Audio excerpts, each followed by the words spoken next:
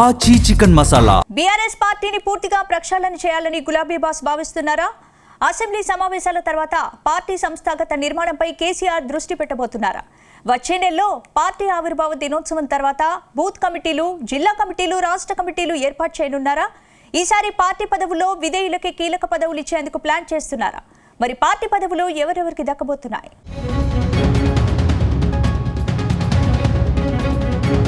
తెలంగాణలో BRS party అధికారానికి దూరమై 2 ఏళ్లు దాటింది.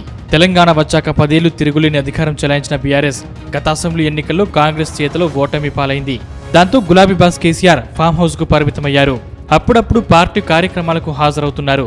ప్రస్తుతానికి పార్టీ కార్యక్రమాలన్నీ వర్కింగ్ ప్రెసిడెంట్ కేటీఆర్, మాజీ మంత్రి హరీష్ రావు చూస్తున్నారు. అయితే ఎన్నికల్లో ఓటమి తర్వాత పార్టీ ప్రక్షాళన ఉంటుందని కేసీఆర్ ప్రకటించినా ఇప్పటి వరకు ఆ అంశంపై అధినేత మరోసారి ఫోకస్ పెట్టలేదు.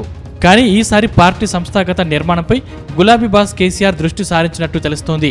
వీలైనంత త్వరగా బూత్ కమిటీల నుంచి జిల్లా కమిటీలు, రాష్ట్ర కమిటీలు ఏర్పాటు చేసేందుకు కసరత్తు చేస్తున్నట్టు పార్టీ నేతలు చెబుతున్నారు.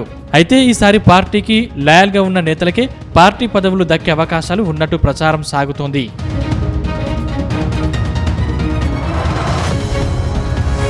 ఇక బీఆర్ఎస్ పార్టీ ప్రక్షాళన అసెంబ్లీ సమావేశాల తర్వాత ఖాయంగా కనిపిస్తోంది. ఇందులో గులాబీ పార్టీ సంస్థాగత నిర్మాణంపైన గులాబీ బాస్ కేసీఆర్ దృష్టి సారిస్తారని చెప్తున్నారు. ముఖ్యంగా పార్టీ ఆవిర్భావ దినోత్సవం ఏప్రిల్ 27వ తేదీ నాటికి పార్టీ పదవుల భర్తీని ఓ కొలిక్కి తీసుకొచ్చే యోచనలో కేసీఆర్ ఉన్నారని తెలుస్తోంది. ఈసారి పార్టీ పదవుల భర్తీని బూత్ కమిటీల నుంచి నియమిస్తారని టాక్. ఆ తర్వాత జిల్లా కమిటీలు, రాష్ట్ర కమిటీలను ఏర్పాటు చేస్తారని అంటున్నారు. అలాగే పార్టీ సభ్యత్వ నమోదు కార్యక్రమం కూడా ఉంటుందనే టాక్ వినిపిస్తోంది.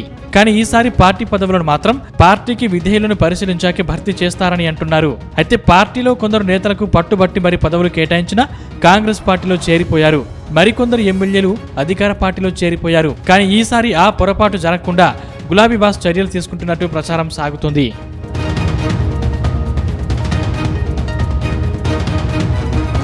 వాస్తవానికి అసెంబ్లీ ఎన్నికల్లో ఓటమి తర్వాత గులాబీ పార్టీని వరుస ఓటములు వెంటాడుతున్నాయి. 2023 ఎన్నికల తర్వాత అధికారం కోల్పోయిన బీఆర్ఎస్ ఆ తర్వాత అసెంబ్లీ ఎన్నికలు, పార్లమెంట్ ఎన్నికల్లో ఘోరంగా ఓడింది.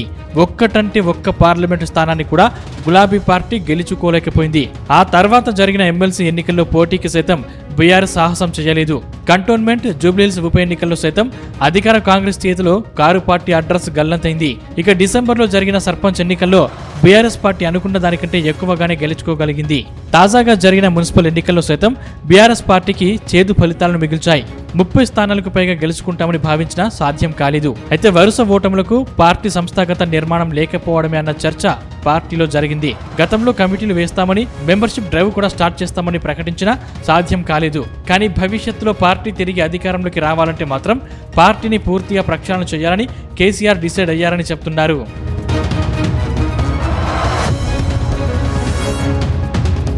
ప్రస్తుతం తెలంగాణలో కాంగ్రెస్ పార్టీ అధికారంలోకి వచ్చి 2 ఏళ్లవుతుంది. ఒకవైపు పాలనపై దృష్టి సారిస్తూనే కాంగ్రెస్ పార్టీ సంస్థాగత బలోపేతంపై దృష్టి సారించింది. తాజాగా వికారాబాద్లో డీసీసీ అధ్యక్షులకు శిక్షణ తరగతులను సైతం హస్తం పార్టీ నిర్వహించింది. ఈ శిక్షణ తరగతులకు పీసీసీ చీఫ్ తో పాటు స్వయంగా ముఖ్యమంత్రి రేవంత్ రెడ్డి హాజరయ్యారు. ఈ సమావేశంలో డీసీసీ అధ్యక్షులకు పార్టీ సంస్థాగత నిర్మాణంపై దిశానిర్దేశం చేశారు. కానీ 2 దశాబ్దాల చరిత్ర కలిగిన బీఆర్ఎస్ మాత్రం పార్టీ బలోపేతంపై ఫోకస్ పెట్టలేదనే చర్చ పార్టీలో జరిగిందట. దాంతో గ్రామ స్థాయి నుంచి రాష్ట్ర స్థాయి కమిటీలు ఏర్పాటు చేసి నేతలను యాక్టివ్ చేయాలని గులాబీ బాస్ భావిస్తున్నారట. అలాగే పార్టీ అనుబంధ సంఘాలను కూడా యాక్టివ్ చేసే ఆలోచనలు ఉన్నారట. గతంలో తెలంగాణ ఉద్యమ సమయంలో మాత్రమే టీఆర్ఎస్ పార్టీ శిక్షణ తరగతులు నిర్వహించింది. తర్వాత అధికారంలోకి వచ్చాక ఎన్నడూ సంస్థాగత నిర్మాణంపై కానీ, శిక్షణ తరగతుల గురించి కానీ ఆలోచన చేయలేదు. కానీ పరిస్థితులు ఇలాగే కొనసాగితే భవిష్యత్తు అంధకారమైన ఆలోచనకు బాస్ వచ్చారని, అందుకే పార్టీని పూర్తిగా ప్రక్షాళన చేయాలని నిర్ణయించారని తెలుస్తోంది.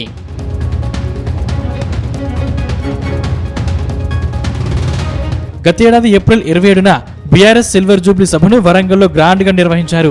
ఆ సమయంలో అన్ని జిల్లాల్లో శిక్షణ తరగతులు సైతం నిర్వహిస్తామని కేటీఆర్ ప్రకటించారు. కానీ ఆచరణకు మాత్రం నోచుకోలేదు. మరొక వైపు తెలంగాణ ఉద్యమ సమయంలో బీఆర్ఎస్ పార్టీకి అనుబంధ సంఘాలు బలంగా పనిచేశాయి. ముఖ్యంగా విద్యార్థి, యూత్ విభాగంతో పాటు మహిళా విభాగం చాలా కీలకంగా ఉద్యమంలో పనిచేశాయి. అయితే 2017లో ఏర్పాటు చేసిన కమిటీలు, అనుబంధ సంఘాలే ఇప్పటికీ కొనసాగుతున్నాయి. ఈ సంఘంలో పనిచేసిన చాలా మంది పార్టీ మారిన వారి పదవులను ఇంకా భర్తీ చేయలేదు. అయితే అధికారం కోల్పోయి 2 సంవత్సరాలు అవుతున్నా ఇంకా తాత్సారం చేయడంపైన క్యాడర్లో అసంతృప్తి నెలకొంది. అందుకే ఈ ఏడాది జరిగే ప్లీనరీ లోపు పార్టీ పదవులను భర్తీ చేయాలని పార్టీ బాస్ కేసీఆర్ డిసైడ్ అయ్యారని టాక్ వినిపిస్తోంది.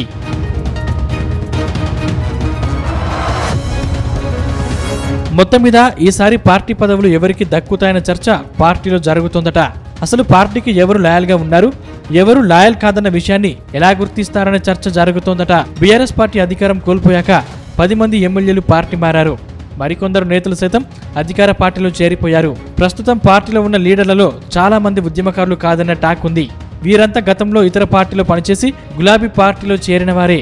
అలాంటి వారికి మళ్లీ పదవులు ఇచ్చేసి ఉద్యమ జెండా మోసిన వారిని అన్యాయం చేస్తారా అనే ప్రశ్నలు వస్తున్నాయి.